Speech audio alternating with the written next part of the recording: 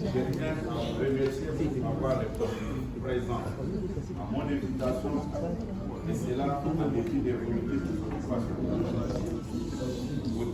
À titre de rappel, après avoir constaté qu'à l'issue des élections législatives nationales du 20 décembre 2023, aucun parti ni regroupement politique n'avait obtenu la majorité parlementaire. Son Excellence, Monsieur le Président de la République, sur pied de l'article 78 alinéa de la Constitution, m'a confié en date du 7 février 2024 une mission d'information en vue d'identifier formellement une coalition majoritaire à l'Assemblée nationale, laquelle devrait permettre la formation du gouvernement. Celle-ci aura pour vocation de mettre en œuvre les programmes pour lesquels Son Excellence, Monsieur le Président de la République, a été élu en 2023 et devra rendre compte à la fin de la législature. Ainsi, l'informateur aura dégagé les convergences en vue de définir les grandes lignes de la coalition politique et gouvernementale. Donnant effet à ma désignation, je viens par la présente porter à la connaissance de l'opinion tant nationale qu'internationale du contenu de la mission d'informateur qui m'a été confiée, de sa durée, de la méthodologie du travail, de l'équipe qui m'accompagnera dans l'exécution des tâches inhérentes à cette mission, des résultats de celle-ci et de la remise du rapport à Son Excellence, Monsieur le Président de la République, chef de l'État. La durée de la mission de l'informateur est d'un mois avec possibilité d'une prorogation.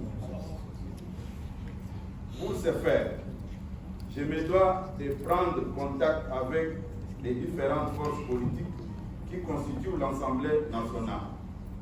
Concrètement, les partis et regroupements politiques que je vais consulter sans exclusion sont ceux ayant concouru aux élections du 20 décembre 2023 qui ont obtenu au moins, suivant les résultats provisoires proclamés par la Commission électorale nationale indépendante dans sa décision numéro 002 par CENI par AP par 2024 du 13 janvier 2024. Un député proclamé par la CENI sans préjudice des indépendants. Ce qui justifie que je sois assisté par une équipe d'accompagnement constituée d'un panel d'experts, aussi bien au cours des audiences qu'en dehors de celles-ci, pour mener à bon escient ma mission. Pour s'assurer de l'information des concernés, je vais lancer des invitations aux partis et regroupements politiques, aux personnalités suivant l'agenda établi à cet effet.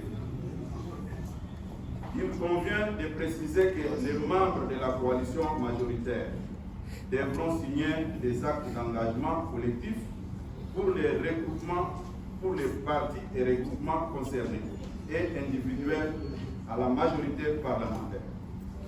À cet effet, les partis et regroupements participants ne devront agir que par des personnes ayant qualité à les engager et ils devront préciser principalement des choses. Déclarer leur appartenance ou non à la coalition majoritaire qui sera mise en place pour former le gouvernement et en cas d'acceptation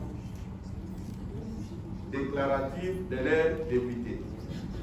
À l'issue de ces travaux, il sera dégagé le nombre de partis et regroupements ainsi que les élus qui, sur les 477 actuellement proclamés par la CENI, feront partie de la coalition gouvernementale. À la fin de ces consultations, je ferai rapport de cette mission à Son Excellence, Monsieur le Président de la République, chef de l'État, en précisant notamment déséquilibre par espace géographique. Avec l'aide de Dieu, je demeure convaincu que l'issue et reste de ma mission par l'identification d'une coalition fondée sur une forte majorité parlementaire, gage de la stabilité de notre pays.